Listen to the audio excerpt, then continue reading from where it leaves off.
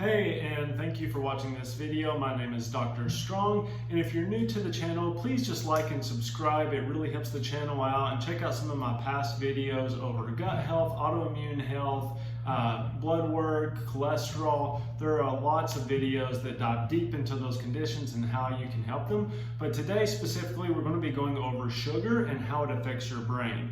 So with Alzheimer's, dementia, and people just having poor mental health, this is a huge issue. And so that's what we're going to be covering in this video today. We're going to be talking about the effect that sugar has on your brain and things that you can do to mitigate those issues and what you should be doing instead. We're going to be talking about some supplements that can help with that. We're going to be talking about a diet that can help with that, and just cover all of the bases that you need to know in order to have optimal brain health. Okay, so with that being said, let's dive in. If you stay to the end, I'm going to share with you a test that will help you determine at what stage of mental health or brain cognition decline that you're in. It's a really simple test. There's an online assessment. You can also print out the forms and fill them out, but it's great to just get a good baseline of where you're currently at and the state of which your mental health is in. And if you start doing some of these protocols, or you start doing some supplements or these diet changes, you can actually use this to track and see, am I progressing every 30 days, if you want to measure every 60 days, whatever it may be. And this will give you an objective score, not just how you're feeling and how you're doing, but an objective finding saying you are getting better with these protocols, with this diet change, whatever it may be. So let's talk about dementia. Dementia is affecting over 5.8 million Americans and 50 million something people worldwide. So this is a really big issue, especially when we look at Alzheimer's becoming very rampant, and it's really hurting families, and even just mental health. So anxiety, depression, bipolar disorder, schizophrenia, all of those can be affected by sugar's effect on the brain. So we definitely want to understand how this is affecting us, and we want to understand the causes of it.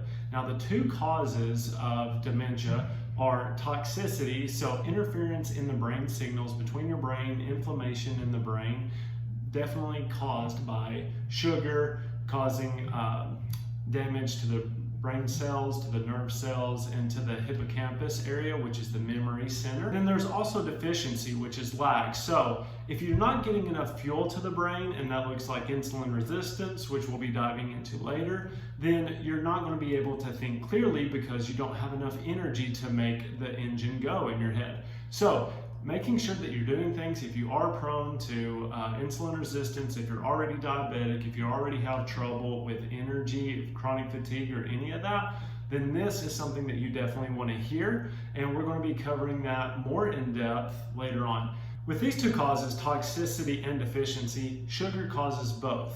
Now, with the toxicity portion, it causes glycation of certain nerve cells so that they're unable to, they get neurofibrillary tangles, and they also get amyloid plaques on them, especially when you're looking at Alzheimer's. And when that happens, it destroys and denatures the protein and changes its form so that it's less active.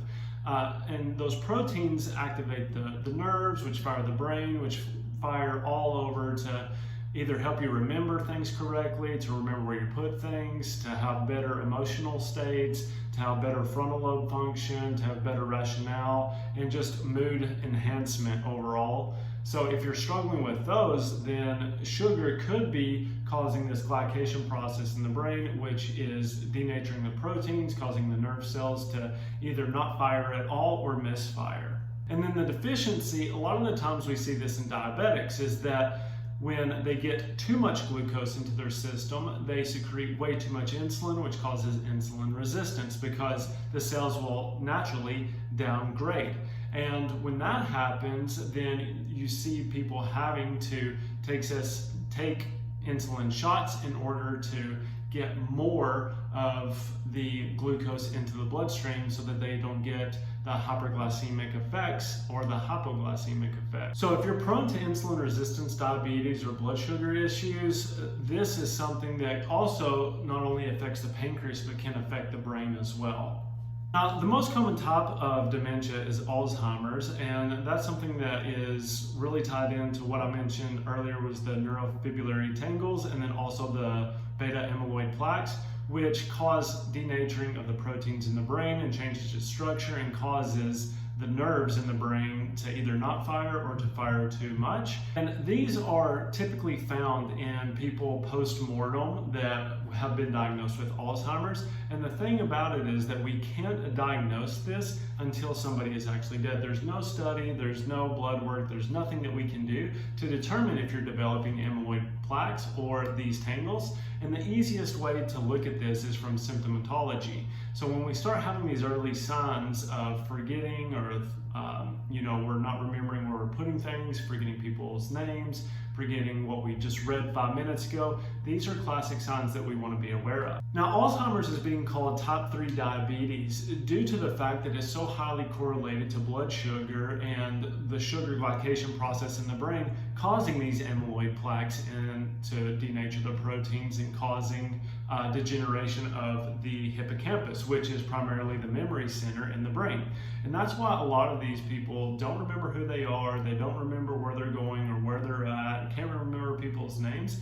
And that's really scary to lose that sense of yourself as you get older. And we're seeing it in younger and younger people now due to the high amounts of sugar consumption. Now, a fun fact is that the brain actually uses 20% of the energy in your body and it uses 20% of the oxygen in your body. The brain has a great demand for energy and fuel. So if you're not eating appropriately, if you're not eating enough, if you're struggling with brain fog, you obviously need to fix your gut health stuff first so you can absorb these things.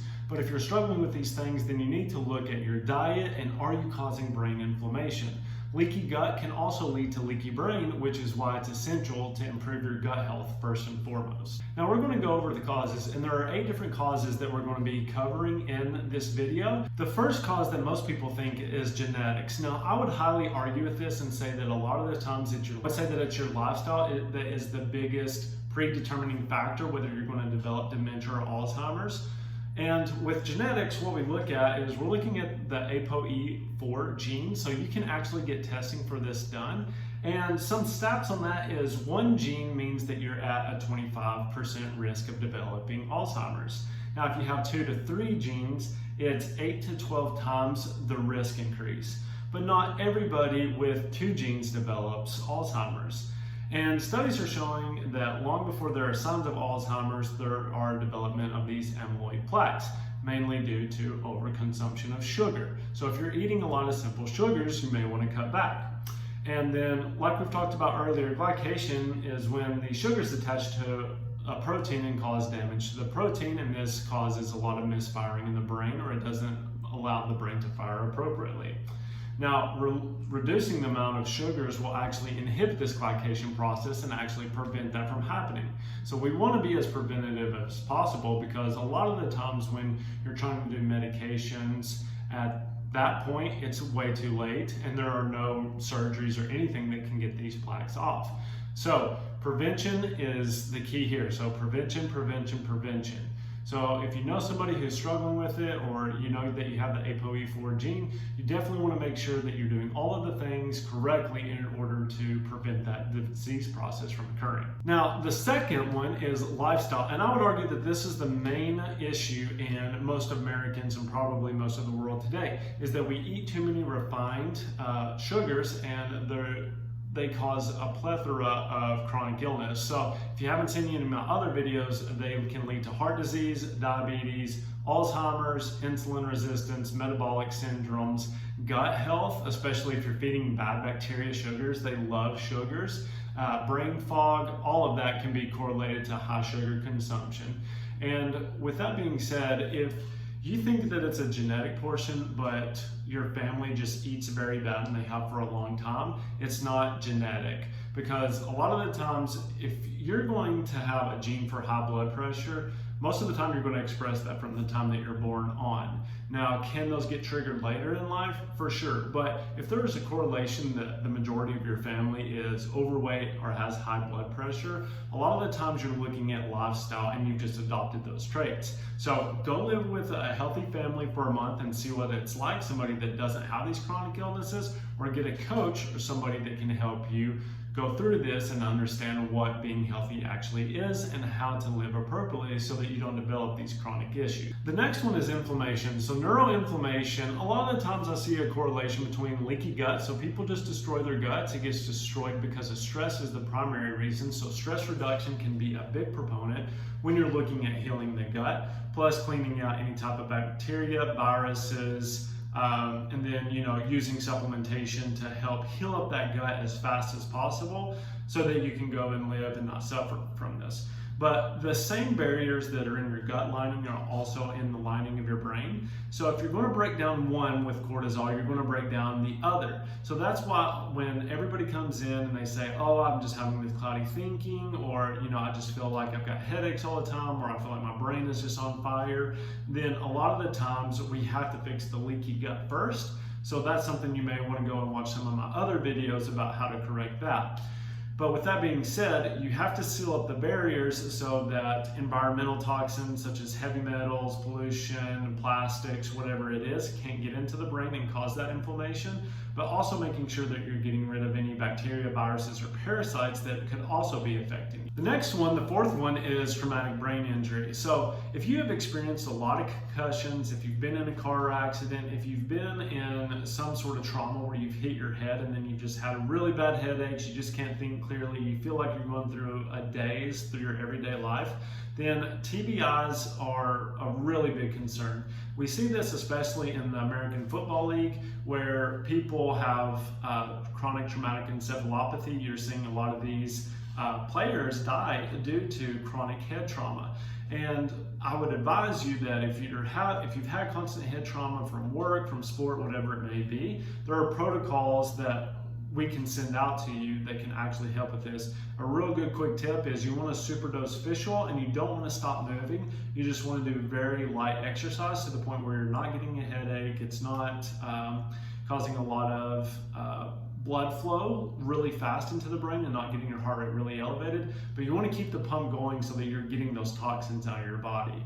Now, me personally, I do fish oil 3 times a day at super heavy doses, just because the vast majority of my brain is made up, of everybody's brain, is made up of DHA, which is a fatty acid, plus the EPA in fish oil will, I think about it like the Environmental Protection Agency, will actually clean out your body, and it just gets rid of all the toxins and helps calm down that inflammation. The fifth one we already talked about a little bit is stress. So stress highly correlates to the breakdown of your gut, which will lead to leaky gut syndrome. It will also lead to leaky brain, like we talked about earlier. So making sure that you're planning your day so that when you're done with work, you're taking time to exercise, spend time with the family, and then just do something you enjoy so that you kind of get that calming effect, and that, if you're not doing the things correctly, or if you just have a really high stressful situation, supplementation is always great. Aloe vera, glutamine, chamomile, marshmallow extract, a lot of these can help with the digestive system and help it heal up. So those are just some really quick suggestions that you can use. Like I said, go back and watch my video about gut health if you want to learn more. And age. Age is the sixth one, and with that, there is a chronic decline that occurs over time, but it is expedited by chronic simple sugar consumption, bacteria, viruses, chronic stress, and all of these other causes that we've went over. So making sure that you're keeping your brain as healthy as you can for as long as you can, so that you know where you are and so that you can enjoy life and do the things that you want to do is super essential. But there is that age dependency to it, but we don't want you developing it when you're 30 or 40. Now, coexisting conditions, why does this cause it? I would say that it is probably not a cause, but I think it's important to note that if you have another coexisting condition, it's most likely heart disease, it's most likely diabetes, metabolic syndrome, obesity, gut health issues, hormonal issues. A lot of those, same thing, ties back into eating too many refined carbohydrates or simple sugars that are spiking and throwing off your insulin levels. Insulin is a hormone, so if you're having hormonal trouble, it only makes sense that probably insulin is throwing it off, along with cortisol issues as well. So balancing those two is the key in what you need to do first in order to correct these issues. Now, the last one, number 8, is insulin resistance. And so we see this, you already see it in people who can't absorb glucose because their insulin receptors are just shot, but this also affects the brain because you can't, like we talked about earlier, you can't get energy into the brain. And if you can't do that, then you're going to have slow thinking. If you know somebody's moving very slowly, or they're not able to think as clearly or as sharply or be as witty as they once used to be, then you definitely want to talk to them about that, and you want to tell them like, hey, I think something's going on. I think that you either need to get checked out, take the test below, see where your cognitive health is, and really start taking action on cleaning up your diet, and maybe adding a few things in like stress reduction, exercise, those sorts of things to help mitigate that stress response and to help the brain heal. Like I said, there are definitely a lot of different supplements out there. If you want me to make a video about the different supplements that you can use, just comment below, ask any questions, and I'm more than happy to provide you with things that I do in order. Fish oil for me is the big one, and it's number one. Just doing high doses of fish oil to make sure that you're getting the most healthy fats that you can for the brain and also for the inflammatory response. If you enjoyed this video, please like and subscribe to the channel. My goal is to hit as many subscribers as I can to help as many people as I can. Share it with your friends or family or somebody who may be struggling with their cognitive or mental health. I think that they will find it very enlightening. And as I mentioned, there is the test below. It's called a MOCA test. So you can take that, and it's not a coffee test, so don't think of that. But it is a test that you can take to really assess your cognitive acuity and see how the brain is working and how it's functioning, and do it with somebody else. Don't just take it by yourself. Have somebody actually administrate it to you, whether it's your practitioner. I think that they have instructions on the website of how you can do it at home, and then go talk to somebody about it. Go talk to somebody who's very knowledgeable about it. You can send it over to me. I'm more than happy to tell you like, hey, here's some things that we definitely need to change. We can send you a free diet plan through an app that we use called Well World. We have supplementation through there. We have meal plans. We have grocery list, everything that you need in order to kind of take the next step. So that's there for you as well. Just reach out if you want to. There should be a link below if you want to reach out to me, ask me any questions. And that's it. I would say that you need to at least test that every 30 days so that you can get the best feedback about what's working and what isn't, and go from there, and redevelop the protocol or redevelop your strategy for overcoming this issue. So I hope this has helped you. Everybody, take care of your brains out there, and I will see you next time. Bye.